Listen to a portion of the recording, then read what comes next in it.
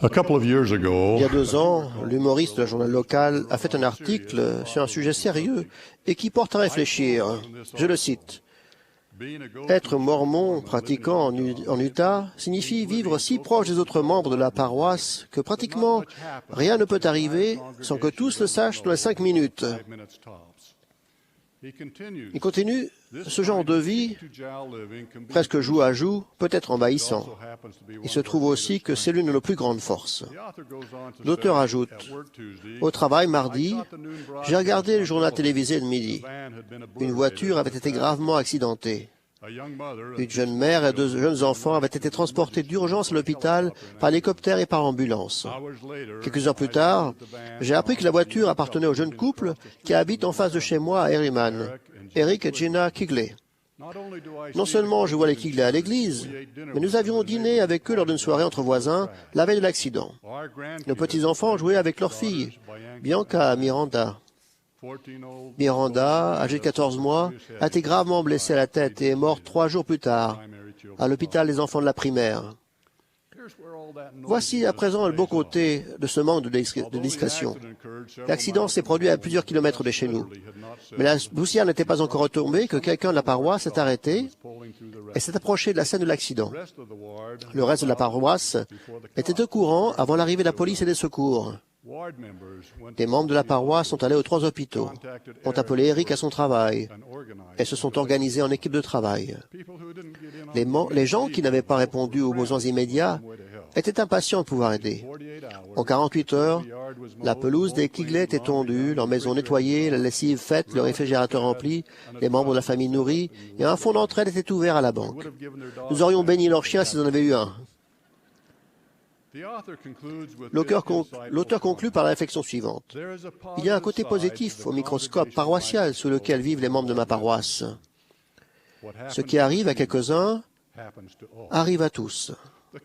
La compassion des membres de la paroisse et le service qu'ils ont rendu après cet accident tragique ne sont pas propres à cet accident. Alma, le prophète du livre de Mormon, explique aux disciples potentiels du Christ, « Vous désirez entrer dans la bergerie de Dieu et être appelé son peuple, et être disposé à porter les fardeaux les uns des autres, afin qu'ils soient légers. Oui, et disposé à pleurer avec ceux qui pleurent, et à consoler ceux qui ont besoin de consolation. » Puis, comme Alma l'a expliqué, ils ont été préparés au baptême. Cette écriture explique pourquoi nous nous occupons les uns des autres avec compassion. La paroisse est organisée pour répondre aux besoins des personnes qui ont les épreuves les plus difficiles et les plus douloureuses. L'évêque, souvent considéré comme le père de la paroisse, est là pour apporter des conseils et de l'aide. Mais aussi, à portée de main, il y a les dirigeants de la prêtrise de Melchizedek et d'Aaron, la présidence de la société de secours, les instructeurs au foyer, les instructeuses visiteuses et les membres de la paroisse. Toujours les membres de la paroisse. Tous sont là pour apporter de la consolation et faire preuve de compassion en cas de besoin. Dans mon voisinage immédiat, nous avons eu notre lot de tragédies déchirantes. En octobre 1998, Zach Newton, 19 ans, qui habitait à seulement 3 maisons de chez nous, a été tué dans un accident de voiture. Moins de 2 ans après, Andrea Richards, 19 ans, qui habitait juste en face de chez les Newton, a été tué dans un accident de voiture. Un samedi après-midi de juillet 2006, Travis Battian, ancien missionnaire de 28 ans, et sa sœur Désirée, 15 ans, qui habitaient en face de chez nous, 2 maisons plus haut, ont été tués dans un accident de voiture. Juste un mois après, en août 2006, Eric Gold, 32 ans, qui a grandi dans la maison voisine de la nôtre, est mort. Et d'autres personnes de ce quartier ont aussi persévéré face à des difficultés déchirantes, connues d'elles seules et de Dieu.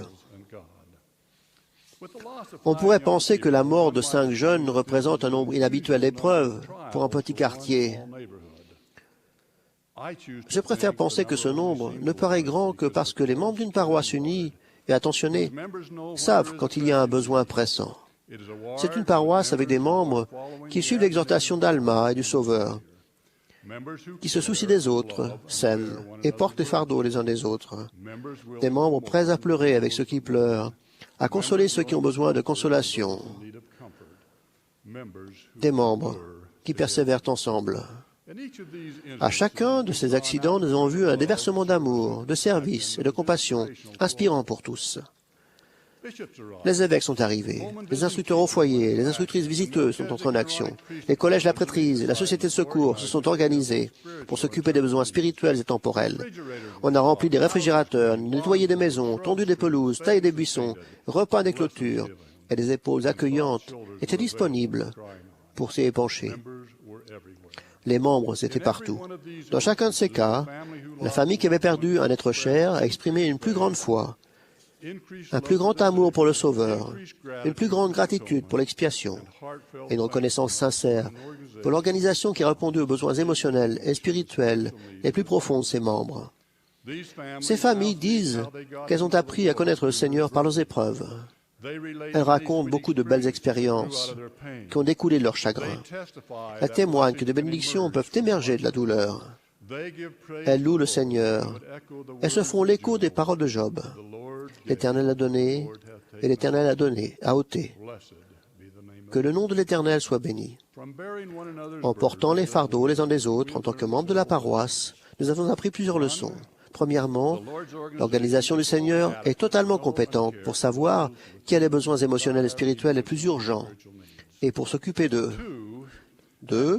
L'adversité peut nous rapprocher de Dieu en nous permettant d'apprécier davantage la prière et l'expiation qui s'applique au chagrin et la souffrance dans toutes leurs manifestations. 3. Les membres qui subissent personnellement une tragédie en retirent souvent une plus grande capacité d'aimer, d'avoir de la compassion et de la compréhension. Ils deviennent les premiers, les derniers, et souvent les plus efficaces à apporter de la consolation et à montrer de la compassion envers les autres. 4. Les membres d'une paroisse, comme ceux d'une famille, se rapprochent en persévérant ensemble. Ce qui arrive à l'un arrive à tous. 5. Et plus important peut-être, nous pouvons chacun avoir plus de compassion et de sollicitude, parce que nous pouvons chacun tirer parti de l'expérience de nos propres épreuves. Nous pouvons persévérer ensemble.